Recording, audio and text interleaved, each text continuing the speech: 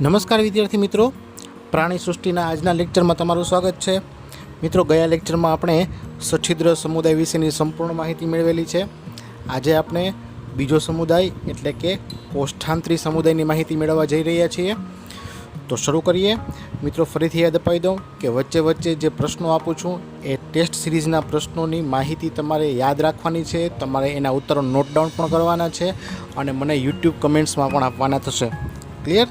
તો શરૂઆત કરીએ. સમુદાય કોષ્ઠાંતરી. તો મિત્રો, આ જે કોષ્ઠાંતરી સમુદાય છે એને દંશકોના નામથી પણ ઓળખવામાં આવે છે. બંનેના નામની ટૂંકમાં સમજૂતી મેળવી લઈએ તો કોષ્ઠાંતરી એટલે જે સજીવો કોષ્ઠાંત્ર ધરાવે, શરીરની અંદર જેમનામાં કોષ્ઠાંત્ર હાજર હશે તે પ્રકારના સજીવો એટલે કે કોષ્ઠાંતરી સજીવો. અને દંશકો એટલા માટે કારણ કે તે સૂત્રાંગો અથવા તો એમ કહી શકાય કે શરીર પર ડંખાંગિકા ધરાવે છે, ડંખ કોષોની હાજરી જોવા મળે છે, એટલા માટે આપણે તેને કહીશું દંશકો. જેની ડિટેલ માહિતી આગળ મેળવીએ એ પહેલાં સામાન્ય લક્ષણો જોતા જઈએ. તો વસવાટની વાત કરીએ અથવા નિવાસસ્થાનની વાત કરીએ તો એમ કહી શકીએ કે તેઓ જલજ નિવાસસ્થાનમાં વસવાટ કરતા સજીવો છે. સ્પેશિયલી દરિયાઈ નિવાસસ્થાનમાં તેઓ વધુ જોવા મળે છે. એ ઉપરાંત તેઓ સ્થાયી કે મુક્ત રીતે તરતા હોય છે, એટલે એક જગ્યાએ ચોંટીને સ્થિર પણ રહેલા હોય અને પાણીના પ્રવાહમાં મુક્ત રીતે તરતા પણ હોઈ શકે. એ ઉપરાંત તેઓ એકાકી પણ છે અને વસાહતી પણ છે. એકાકી એટલે કે એકલવાયુ જીવન જીવી શકતા હોય તે પ્રકારના સજીવો. ઉદાહરણ યાદ રાખશું આપણે તેમાં હાઇડ્રા. અને વસાહતીની વાત કરીએ તો એમાં આવશે પરવાળા. ક્લિયર? તેના શારીરિક આયોજનની વાત કરીએ તો અરીય સમમિતિ ધરાવતા પ્રાણીઓ છે. મિત્રો, આપણે એક વખત વાત કરેલી છે. અરીય સમમિતિ ધરાવતા પ્રાણીઓ એટલે તો કે જ્યારે કોઈ સજીવ શરીરને વચ્ચે જે મધ્ય કક્ષા છે ત્યાંથી કટ કરવામાં આવે તો 2 થી વધુ એક સરખા ભાગમાં વિભાજિત થઈ શકે તો આપણે તેને અરીય સમમિતિ કહીશું. એક બહુ અગત્યનો મુદ્દો યાદ રાખવાનો છે. તેઓમાં પેશીસ્તરીય આયોજન જોવા મળે છે. એ આપણે ઓલરેડી શીખી ગયા છીએ. પેશીસ્તરીય આયોજનની શરૂઆત આ સમુદાયથી થઈ. એનો મતલબ કે એનો જે આગળનો સમુદાય હતો તેમાં કોષસ્તરીય આયોજન જોવા મળેલું હતું. કોષ વિભાજનની અવસ્થા થતી હતી પરંતુ તેમાંથી પેશી રચના થતી ન હતી. એમાંથી ઉદ્વિકાસ થઈ હવેથી પેશીસ્તરીય આયોજન જોવા મળે છે. એનો મતલબ કે તેમાં આ ઉદ્વિકાસના પરિણામે નવા ઘટકની શરૂઆત થઈ. અને બીજી પણ ખાસ વાત યાદ રાખવાની કે અહીં સૌપ્રથમ ચેતાપેશીની રચના ચેતા ઝાડ સ્વરૂપે જોવા મળે છે. હવે ટેસ્ટ સિરીઝના પ્રશ્નો જોઈ લઈએ. તો પહેલો પ્રશ્ન છે, કયા સમુદાયથી પેશીસ્તરીય આયોજનની શરૂઆત થઈ? નેક્સ્ટ ક્વેશ્ચન, કયા સમુદાયથી ચેતાતંત્રની શરૂઆત થઈ? આગળ વધીએ તો મિત્રો, આપણે વાત કરેલી હતી કે તેમને દંશકો તરીકે પણ ઓળખવામાં આવે છે. તો આ જે દંશક નામ છે તે સૂત્રાંગો અને શરીર પર રહેલી ડંખાંગિકાઓ કે જે ડંખ કોષો તરીકે પણ ઓળખાય છે તેને કારણે તેને આ નામથી ઓળખવામાં આવે છે. જે ડંખી સંપુટ, મિત્રો ખાસ યાદ રાખજો કે સૂત્રાંગ કોષો ધરાવતી રચનામાંથી ઉદ્ભવેલ હોય છે. એનો મતલબ કે તે એક ડંખ એટલે કે દંશ ધરાવે છે અને આ દંશ છે તે વિષ પણ ધરાવતું હોય છે. મિત્રો, ઘણી પરીક્ષાઓમાં આ વિષનું નામ પણ પૂછેલ છે. તમને ટેક્સ્ટબુકમાં આપેલ નથી પરંતુ યાદ રાખવું બહુ અગત્યનું છે કારણ કે આગળની અમુક એક્ઝામમાં પૂછેલું છે.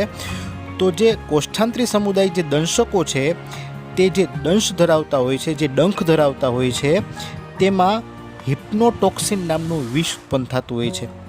અને આ વિષ જે છે તેને કારણે તે રક્ષણ પણ અનુભવી શકે છે. એનો મતલબ કે જે ડંખ કોષો છે, જે ડંખાંગિકાઓ છે તેનો ઉપયોગ ક્યાં થશે તો કે તે સંરક્ષણ માટે અને ભક્ષણ માટે, એટલે ખોરાકને પકડવા માટે પણ થઈ શકે અને જ્યારે કોઈ સજીવથી તેને રક્ષણ મેળવવાનું છે ત્યારે તે સજીવને રિપ્લાય આપવા માટે, પ્રતિચાર માટે પણ તે ડંખાંગિકાનો ઉપયોગ કરશે. એટલે રક્ષણ અને ભક્ષણ બંને ક્રિયા માટે ડંખાંગિકા ઉપયોગી છે. ક્લિયર?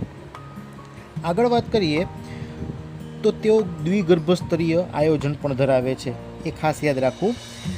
ત્યારબાદ તેના કોષ્ઠાંત્રની વાત કરીએ તો તેના શરીરની મધ્યમાં એક છેડેથી ખુલતા અધોમુખ જેવી રચના જોવા મળે છે અને તેની સાથે અંદરની તરફ આંત્ર પરિવહન ગુહા, જેને આપણે કોષ્ઠાંત્ર ગુહા કહી શકીએ, તે ધરાવતા હોય છે. કોષ્ઠાંત્ર એટલે કોષ્ઠ એટલે દેહ કોષ્ઠ, આંત્ર એટલે આંતરડાનો ભાગ, આંત્ર ભાગ, અંદરનો ભાગ. તો આંત્ર ભાગમાં, કોષ્ઠ ભાગમાં જે ગુહા જોવા મળે તેને કહીશું આપણે કોષ્ઠાંત્ર ગુહા. હવે આજે કોષ્ઠાંત્ર ગુહાનો અભ્યાસ કરવો હોય તો આપણે જે સજીવો છે તેનો ઊભો છેદ લેવો પડે. તો તમે જોઈ શકો છો કે આ જે સજીવો છે હાઇડ્રા અને જેલીફિશ, તેમનો ઊભો છેદ લઈએ તો આપણને તેની અંદર આ પ્રકારનું કોષ્ઠાંત્ર જોવા મળે, એટલે કે ગેસ્ટ્રોવાસ્ક્યુલર કેવિટી જોવા મળશે. બરાબર છે. એ ઇમેજ તમને ટેક્સ્ટબુકમાં પણ જે પિંક રંગની ઇમેજ છે તે દર્શાવેલ છે, તે તમારે યાદ રાખવાની થશે. ક્લિયર? આગળ વાત કરીએ તો જે અધોમુખ છે તે પાચન માટે અને ઉત્સર્જન માટેના નિકાલનો દ્વાર પણ કહી શકાય, કારણ કે તે મુખ મારફતે ખોરાકને ગ્રહણ પણ કરશે અને શરીરમાંથી નકામા અપાચિત ખોરાકને બહાર પણ કાઢે છે. તેની પાસે જે સૂત્રાંગો છે એ સૂત્રાંગો મારફતે ખોરાકને પકડશે અને અધોમુખમાં દાખલ કરશે. જેલીફિશમાં નીચેની બાજુ આવા સૂત્રાંગો હોય છે, એટલે તેનામાં અધોમુખ નીચે તરફ હોય છે. બંને આકૃતિઓ તમારે યાદ રાખવી. હાઇડ્રા અને સમુદ્ર ફૂલમાં જે અધોમુખ છે તે ઉપરની તરફ, જ્યારે જેલીફિશમાં નીચેની તરફ હોય. ક્લિયર? તેમનામાં અંતરકોષીય અને બહિર્કોષીય બંને પ્રકારે પાચન ક્રિયા થાય છે. અંતઃકોષીય પાચન તો આપણે ગયા વખતે અભ્યાસ કરેલો હતો સઠ્ઠીદ્ર સમુદાયમાં. એ જ રીતે અહીં હાઇડ્રા જે છે એ ખોરાકને અંદર ગ્રહણ કરશે અને દેહ ગુહાની અંદર તેમાં તેનું અંશતઃ પાચન થશે, એટલે કે કોષની બહાર પાચન થયું. મિત્રો ખાસ યાદ રાખજો, કોષની બહાર પાચન થયું. ભલે તે શરીરની અંદર છે, દેહ ગુહાની અંદર છે, પરંતુ કોષની તો બહાર જ પાચન થયું, એટલે બહિર્કોષીય પાચન થયું. એટલે કોષની અંદર પાચન નથી થયું, એટલે બહિર્કોષીય પાચન. પરંતુ એ અંશતઃ પ્રકારનું છે. બાકીનું જે પાચન થાય છે તે કોષની અંદર જઈને પૂર્ણ થાય છે અને પાચન થયા પછી તેમાંના ઘટકો કોષમાં શોષાય છે. એટલે થોડુંક પાચન કોષની બહાર અને બાકીનું પાચન કોષની અંદર, એટલે બહિર્કોષીય અને અંતઃકોષીય બંને પ્રકારનું પાચન થતું હોય છે.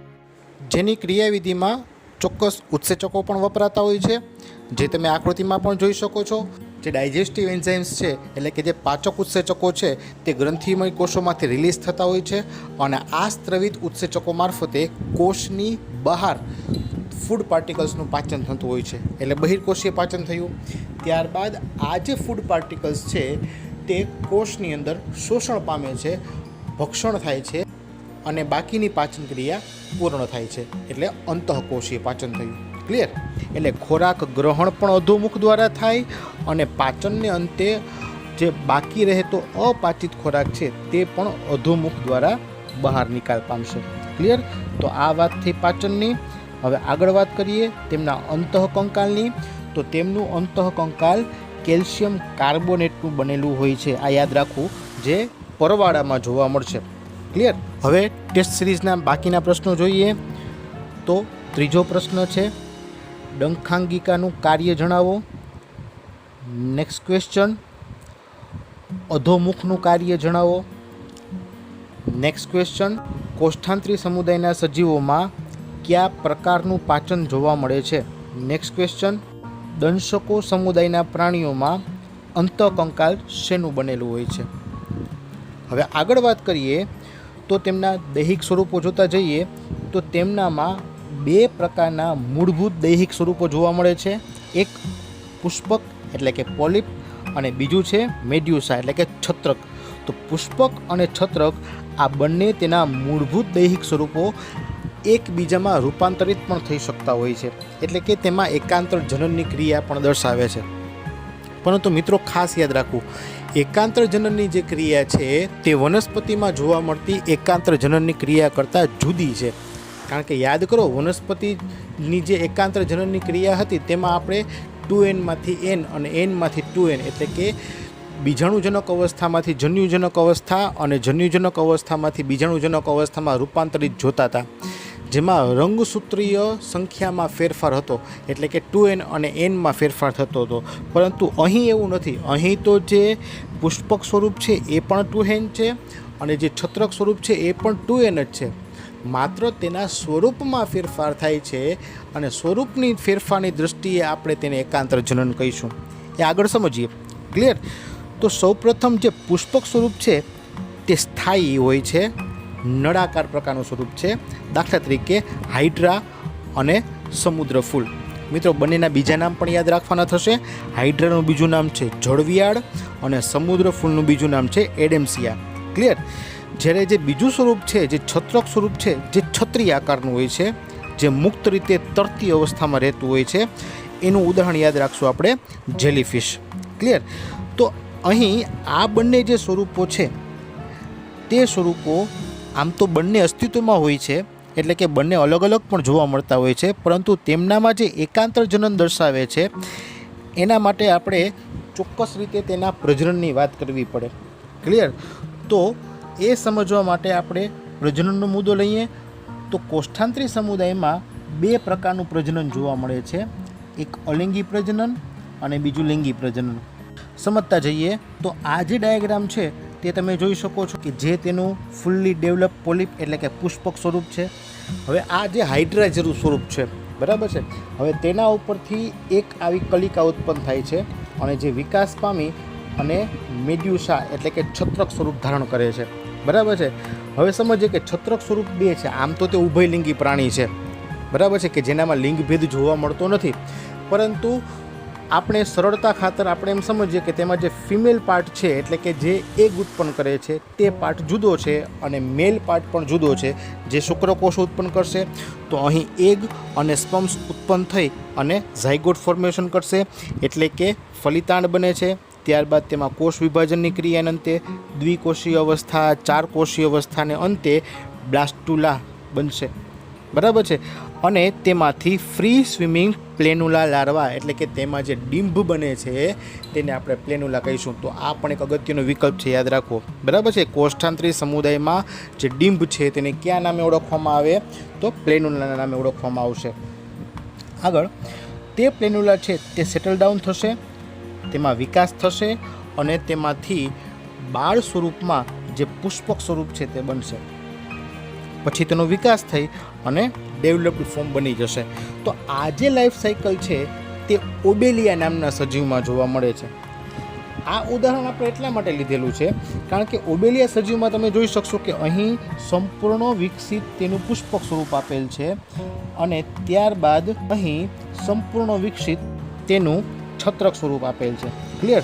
તો આ બંને સ્વરૂપો એકબીજામાં રૂપાંતરિત થઈ શકે છે, માટે તેને સમ એકાંતરણ કે અનુજનન અથવા તો મેટાજીનેસિસ કહી શકીએ.